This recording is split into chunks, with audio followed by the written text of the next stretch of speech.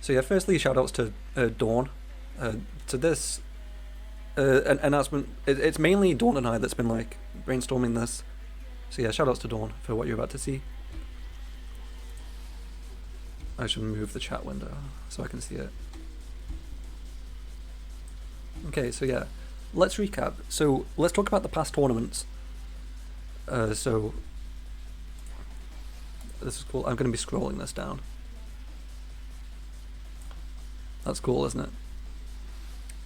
Okay, so we've had 3 annual tournaments now. The first one wasn't done by us, it was run by the mod team at the time. It's only been the past 2 tournaments that have been run by an events committee.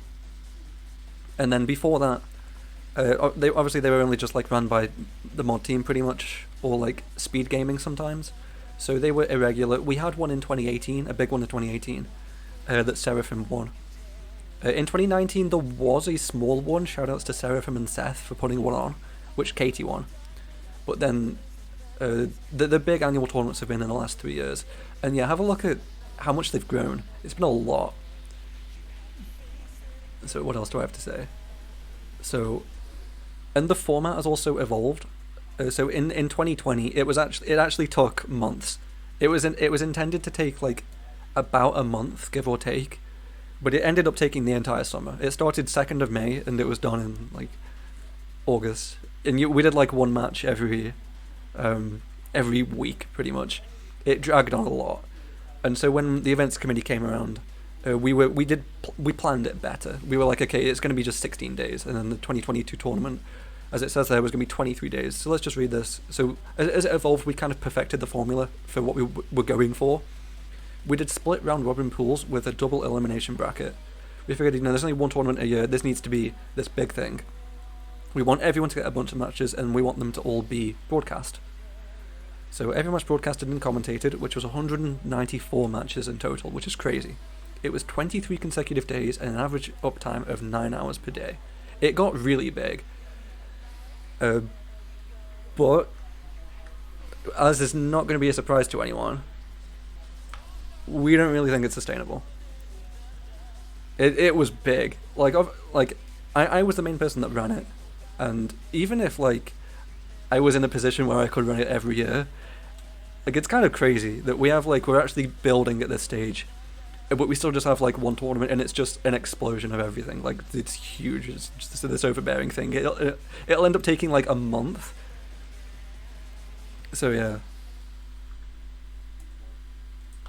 And yeah, so we were looking at it because we were like, okay, so what can we cut basically to make it more sustainable? What can we cut? And we just looked at it from the angle of, okay, why do we do it this way? Why do we do split round robin pools, double elimination bracket? Ultimately, it's because we only have one tournament a year. If we had multiple tournaments, then we could afford to split things, because even if we had 2 tournaments that were only double elimination, then you'd get the same amount of matches for someone, like a low-level player signing up for one round robin pools tournament.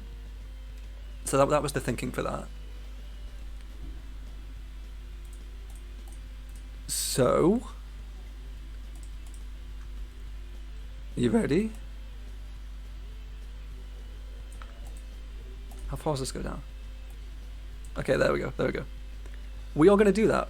And we were looking at the format for it, and we were like, okay, so we don't really favor the idea of doing I don't know, it's 3 tournaments a year, 2 tournaments a year, and they're each their own big thing. We were like, we still like having one big thing every year, and so we're still gonna have because I still promised we will have a Hero Story tournament before GDQ May/June, and we are gonna have that. It will be a summit event though. It won't be an open bracket. It will be a summit event,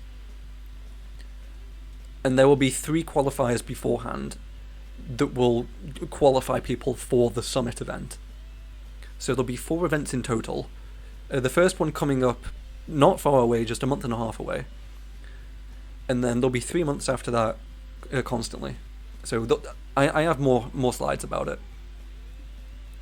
So yeah, that's what we're gonna do. That's the line we were thinking of. So yeah, so summit event with qualifiers. instead of just like having, like in the Melee world, you have like Shine, you have like Big House, like Apex, Genesis. We didn't want to have that. We wanted to still have like the one big tournament. And so what's that equivalent to? It's equivalent to Summit. And so then we have qualifier events for it. So you can still like brag to your friends by saying you won a qualifier event. I'm sure those are going to be extremely tough to win, but the Summit event is the big prize. The Summit event is the one that you're going to get a role in the server for. Okay, so here's more information. So we're just going to talk about the qualifiers for right now, because obviously the Summit event is an entire year away. It's 10 months away. So the qualifier events are only going to be 7 days. The idea is that they're going to be a weekend, basically. I can just do this, yeah. So it's pretty much going to be a weekend event, with midweek being top 32 qualifiers. So it entirely depends on how many people sign up. We're capping it at 64. If, for example, we get 32 sign-ups, which is a very reasonable number, then everyone would get one midweek match to play, which isn't a lot. And then the Saturday and Sunday, they'd have a lot of matches. If you were making your way through losers on Saturday, you would have a total of 4 matches. If you were making your way through winners, you'd only have 2. And then Sunday we'll do top 8. So, yeah, technically up to 6 matches. If you come through losers, Grands would be like we're doing today, not a best of 5, just a bracket reset kind of thing. But we're going to be making use of side streams. We actually now have a new channel. It's called Sesa_events 2. So you can follow that, and we'll be restreaming onto there. If we have extra commentators, we can field them on there, but that's not a requirement. For the second stream, we can just show stuff without commentary. But yeah, make sure to follow that, because maybe at one particular moment there'll be a better game on 2 than on 1. So definitely follow that. Yeah, thank you, Dawn. And so yeah, seven days. So yeah, midweek is qualifiers. If we get 64 people that it's capped at, then you'll play either 2 or 3 games, depending on like how you do, either 2 or 3. So it's a lot of matches. Say we get 64 people, it will be 80 matches. But for you specifically, it won't be very much. So don't worry about that. The only thing you really need to be free for is the weekend. But even then, even if you're thinking like, oh, I'm Pacific Coast, like I'm West Coast, I don't want to be waking up at 8 a.m. for this. Don't worry, we're going to have like deadlines for when matches need to be done by, but there's no like start. There's nothing that says these matches cannot be any earlier than this date. So if a West Coaster doesn't want to wake up, then you can just play your first match of the Saturday on Friday night. You can either like play it versus the guy live, or you can just pre-record it.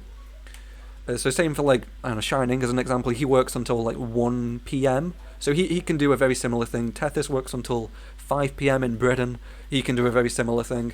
JW sleeps early because he's Dutch. He can like pre-record like a final match before bed that like his opponent will eventually play or something. So we'll be like accommodating, because it's still a lot. Like we don't want you to take like an entire. Like if you work 7 a.m. to 11 p.m. Eastern, you're probably going to need to take the day off. But if you only work until like 1 p.m. or you work from 5 p.m. Eastern, it's fine. You're fine. And so yeah, Sunday top 8. So obviously Saturday top 32, Sunday top 8, you'll recognise this. That's what we did for HST23, and it was kind of a lot. We're definitely learning from that. Sunday top 8, we're not going to be as intensive, so we're still going to be using the second stream on the Sunday. So we'll be running through winners semis, losers eighths, and losers quarters, with 1 match on first stream, 1 match on second stream. That will cut 2.5 hours. And then Grands is obviously not a best of 5 anymore, it's a best of 3, which is effectively just a bracket reset. So Sunday top 8, if you participated in that and you're thinking, oh, not again, don't worry, it won't be like that again. We have learned. And so yeah, so only select matches will be broadcast, so there's nothing that says that your matches will be broadcast. There's nothing. You obviously need to stream them, so you'll either use a personal account or an alt account. We're not necessarily going to give you dummy accounts either. So if you don't want to stream on your main account, make sure to get a dummy account. Well, an alt account. So make sure to make an alt account, and then just stream them to there, or stream to like YouTube or something, because you can do that. As long as it's YouTube or Twitch, we don't care. And then that's everything from this page. So yeah, the summit event, we'll talk about that this time because you're going to be interested in that. The qualifier events will all be the same. So yeah, so this is going to be slightly longer. It's a 9-day event, and that's because it's going to be intensive. So whereas the qualifier events are mainly about the weekend, the summit event is going to be like every day is a big thing, like it as for the normal tournaments. And so we're going to give 9 days for it, which is still significantly shorter than the 16 and 23 days that we've had. So short tournament stands are going to be excited about this for the competitors specifically. And so round robin pools are back. That's why we need longer for this. 4 pools of 5. It's going to be a 16-person double elimination bracket. So first and second from each pool goes to winners. Third and fourth from each pool goes to losers. Fifth is out. And so that means only 20 entrants. And yes, invitational based on qualifiers. So if you don't attend a single qualifier, you cannot enter. And so now you're probably wondering, okay, how do we invite people? Because this was a thing that we actually had to spend the most time thinking about. Ultimately, yes, it will be manual review, but we figured out a plan. So we're going to make our own power rankings after the final qualifier, and then we just, invite the first 20 people. If someone says no, we invite the 21st, etc. Runners will be ranked exclusively on their best qualifier tournament. That's the key word. Best. So not all 3, your best one. And best could mean your best placement. Maybe your results are like first in one tournament but fourth in another. If the fourth one was like really stacked, we could consider that one to be your best one. We could also consider it based on your best average time or your best results, like your best upsets. And yeah, so this means by doing this, there's no necessity to attend more than one tournament. So Katie, I know you're out there, you only have to attend one of them. And there's no incentive to stop attending after one good event. So if you perform really well at the first qualifier, you can still attend the others without, dropping your average, because we don't care. We're only going to look at your best one. And so yeah, hopefully this means that people will want to attend all of them. But that's totally fine if you only want to attend one. It's fine. And so then dates for the autumn qualifier. This is the only one we have dates for right now. It is October 10th to 16th. So the midweek top 32 qualifiers are 10th to 14th. Saturday top 32 is 15th. Sunday top 8 is 16th. Register at Challenge. This is how we're going to do registration, at least. Like how we did for HST23. Register at Challenge. We will see if we want to continue using it. Obviously, it's just a double elimination bracket, so we could just use Challenge. It's not asking very much of it, but it's not guaranteed. We may just end up using Google Sheets like we typically do. So yeah, let's see if I can put that text in the chat right now.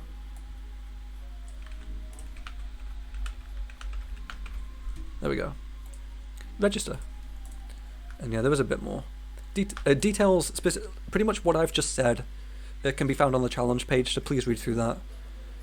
If you just want to make sure of everything that I've said. And registration will close in pretty much 5 weeks today. Well, 5 weeks 2 days ago, in fact.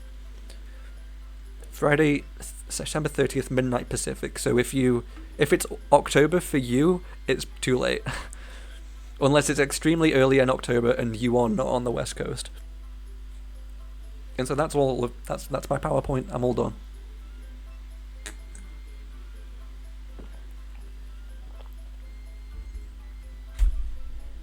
All looking good. Nice PowerPoint. Thank you. I did this yesterday. God, I am thirsty.